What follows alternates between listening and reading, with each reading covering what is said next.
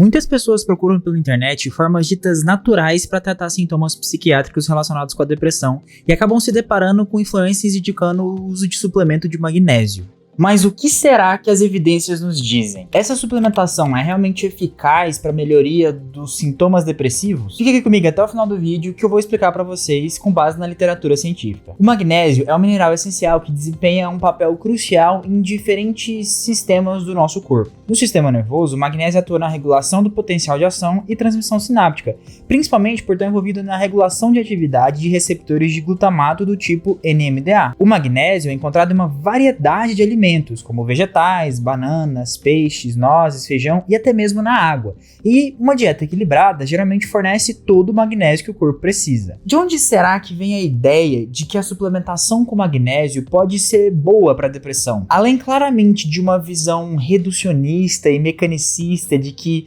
se algo é importante para a manutenção do corpo, logo suplementar ele vai melhorar alguma coisa, a gente até tem alguns estudos que tentam avaliar essa pergunta. Esse estudo aqui avaliou a relação entre o surgimento de sintomas depressivos em uma população idosa e diabética e os níveis sanguíneos de magnésio.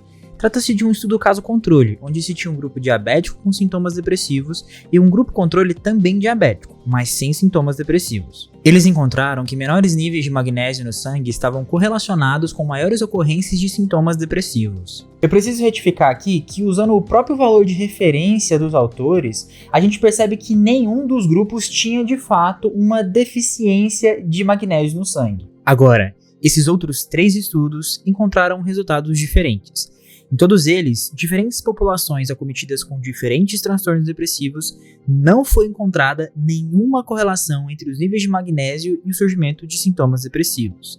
Inclusive, uma meta-análise recente também não conseguiu encontrar essa correlação significativa na quantidade de magnésio presente no sangue e o desenvolvimento de algum sintoma depressivo. A partir desses dados aqui, a gente já pode perceber que a evidência que suporta a frase de que o magnésio está relacionado com a depressão é bastante fraca e inconclusiva. Mas deixando isso de lado, a gente ainda pode tentar avaliar a literatura para ver se a suplementação de magnésio tem a capacidade de melhorar os sintomas depressivos. Aqui, as coisas ficam um pouquinho complexas. Existem pouquíssimos estudos clínicos tentando avaliar essa pergunta, se de fato suplementar com magnésio pode reduzir significativamente os sintomas em pessoas que têm depressão. E além disso, os poucos estudos que existem são bastante diferentes entre si. Esse estudo aqui avaliou a eficácia e a segurança da suplementação oral de magnésio sobre o tratamento dos sintomas depressivos em pacientes idosos e diabéticos. Esse estudo foi publicado em uma revista de baixíssimo fator de impacto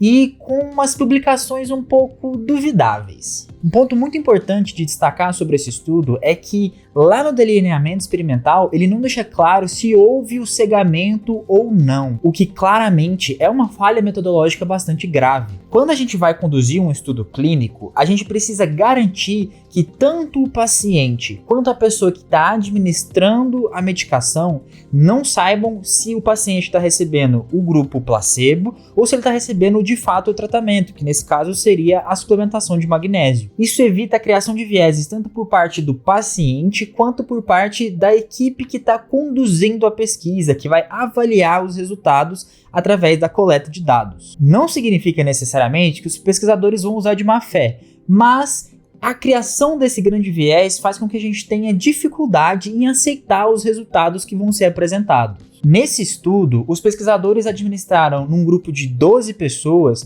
450 mg de magnésio, enquanto no outro grupo de 9 pessoas, eles administraram 50 mg de imipramina, que é um antidepressivo classicamente utilizado nessa população idosa. Quando a gente avalia os dados de magnésio no sangue das duas populações, a gente percebe que nenhuma delas está com os níveis inadequados de magnésio, o que corrobora novamente para a ideia de que não existe tão claro uma correlação entre níveis de magnésio no sangue e o surgimento de transtornos depressivos. Os pesquisadores reportaram uma redução nos sintomas depressivos tanto no grupo tratado com magnésio quanto no grupo tratado com imipramina e argumentaram que isso indicaria que a suplementação de magnésio é eficaz no controle dos sintomas depressivos. Bem, por conta da gravíssima falha metodológica desse estudo, a gente não consegue de fato confiar no que os resultados estão aparecendo e muito menos no que os autores estão sugerindo como conclusão. Mas bora lá ver outro estudo que também avaliou essa questão. Esse estudo aqui avaliou se a infusão intravenosa de sulfato de magnésio poderia melhorar os sintomas depressivos em adultos com depressão resistente ao tratamento. 12 indivíduos com depressão leve ou moderada resistente ao tratamento passaram por um esquema de tratamento cruzado duplo cego.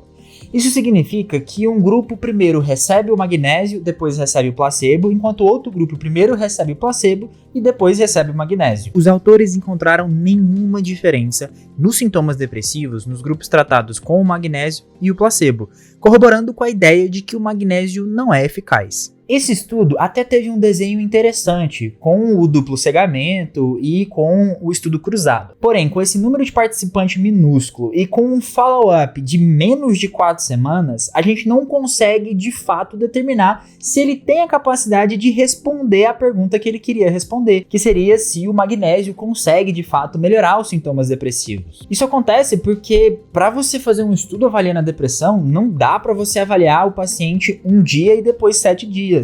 Você precisa avaliar ele pelo menos por 1 a 2 meses para garantir que qualquer alteração que você esteja vendo está relacionada de fato com a diminuição dos sintomas depressivos e não com uma melhoria aleatória. E para minha surpresa, até o presente momento, não existe publicado nenhum outro clinical trial, nenhum outro ensaio clínico tentando avaliar essa pergunta. É justamente por isso que as diretrizes do CAMAT, a força-tarefa da Rede Canadense de Tratamentos para Distúrbios de Humor e Ansiedade, colocam que a evidência do uso de magnésio para depressão é muito fraca, inconclusiva e não recomendada, tanto como monoterapia como também com ação adjuvante nesses transtornos. Antes que vocês inundem os comentários desse vídeo com relatos pessoais falando que escutou fulano dizer que tem que tomar esse medicamento aí, esse suplemento e que melhorou sua depressão, entendam que não é assim que a medicina funciona. As opções de tratamento para depressão e para todos os outros transtornos psiquiátricos precisam ser seguramente validadas e analisadas através do crivo científico.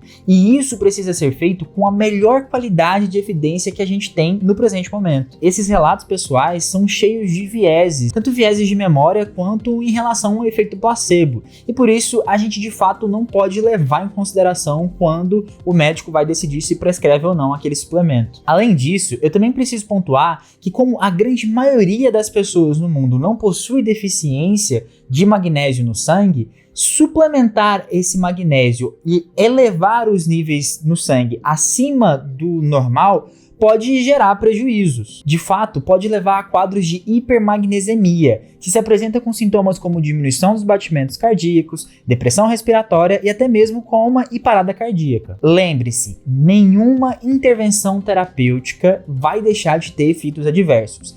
E se de fato ela não tem esses efeitos adversos, é que provavelmente ela também não tem os efeitos terapêuticos. Se você gostou desse vídeo e quer saber mais sobre outra suplementação com alegações para transtornos psiquiátricos, eu peço para você deixar seu like aqui embaixo e comentar quais outros suplementos você quer saber mais. Muito obrigado pela atenção e até mais!